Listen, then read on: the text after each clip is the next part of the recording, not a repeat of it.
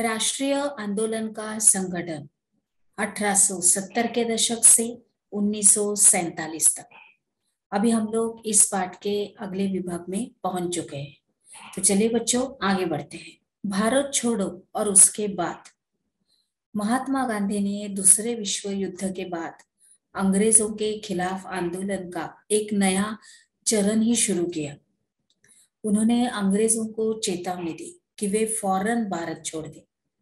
गांधी जी ने भारतीय जनता से आह्वान किया था कि वे करो या मरो के सिद्धांत पर चलते हुए अंग्रेजों के विरुद्ध में अहिंसक ढंग से संघर्ष करें।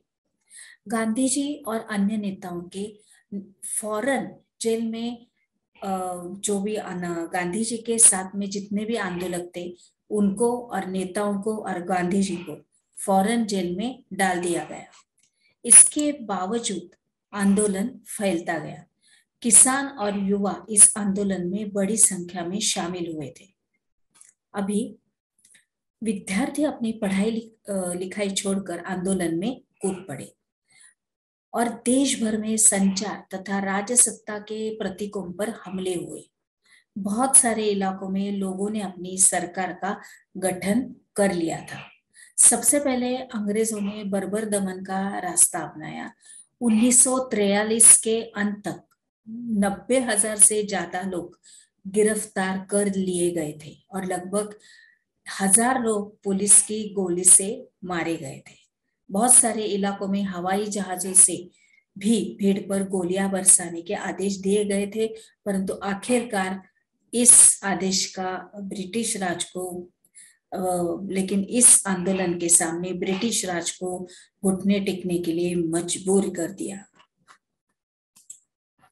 स्वतंत्रता और विभाजन की ओर 1940 में मुस्लिम लीग ने देश के पश्चिमोत्तर तथा पूर्वी क्षेत्रों में मुसलमानों के लिए एक स्वतंत्र राज्य की मांग करते हुए एक प्रस्ताव पारित किया और इस प्रस्ताव में विभाजन या पाकिस्तान का जिक्र नहीं था।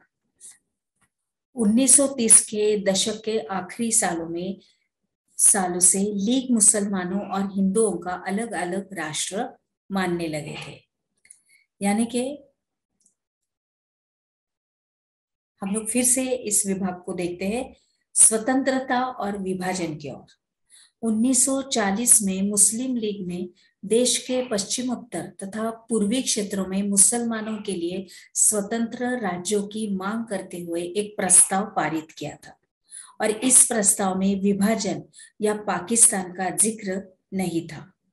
मुस्लिम लीग ने उपमहाद्वीप के मुसलमानों के लिए एक स्वायत्त व्यवस्था की मांग क्यों की थी?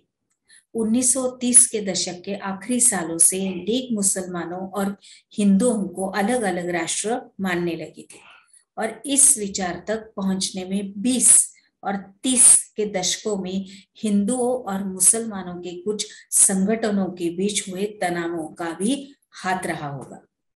अभी 1937 में के प्रांतीय चुनाव संभवत यानी कि 1937 के प्रांतीय चुनाव संभवत इससे भी ज्यादा बड़ा कारण रहे।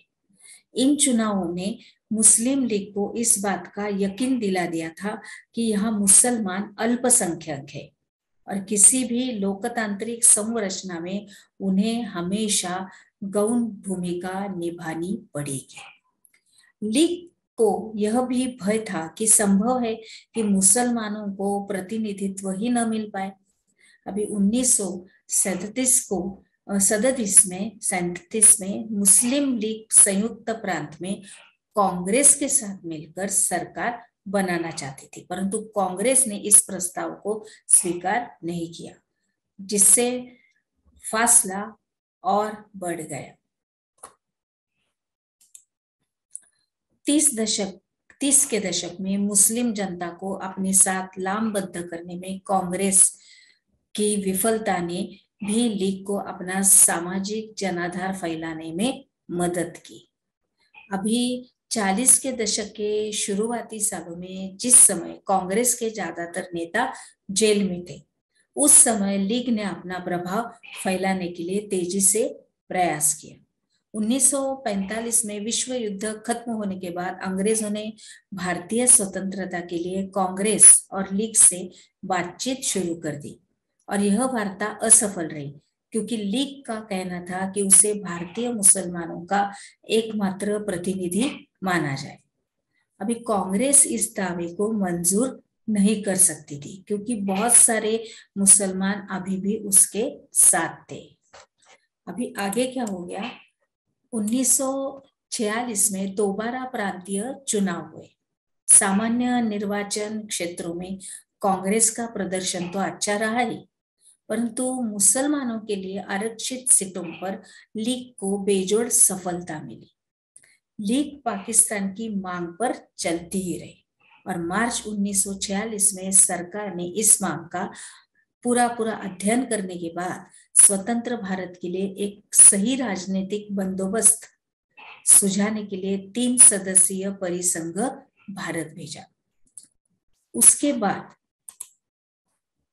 इस परिसंघ ने सुझाव दिया कि भारत अविभाजित रहे और उसे मुस्लिम बहुल क्षेत्र को कुछ स्वायत्तता देते हुए एक ढीले महासंघ के रूप में संगठित किया जाए। अभी कांग्रेस और मुस्लिम लीग दोनों ही इस प्रस्ताव के कुछ खास प्रावधानों पर सहमत नहीं थे। अब देश का विभाजन अवश्य भावी था। अब इस बारे में क्या हो गया कि हम लोग देखते हैं कि कैबिनेट मिशन की इस विफलता के बाद मुस्लिम लीग ने भारतीय ये जो विफलता के बाद मुस्लिम लीग ने पाकिस्तान के अपनी मांग मंगवाने के लिए जन आंदोलन शुरू करने का फैसला किया।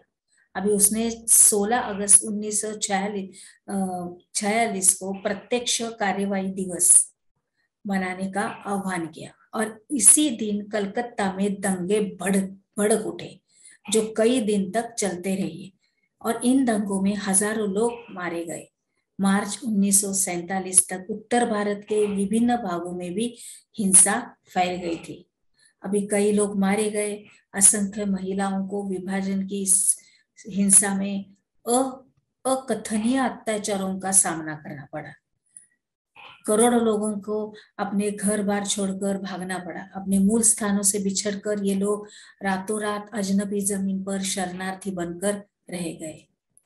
विभाजन का यह नतीजा यह भी हुआ कि भारत की शक्ल सूरत बदल गई, उसके शहरों का माहौल बदल गया और एक नए देश पाकिस्तान का जन्म हुआ।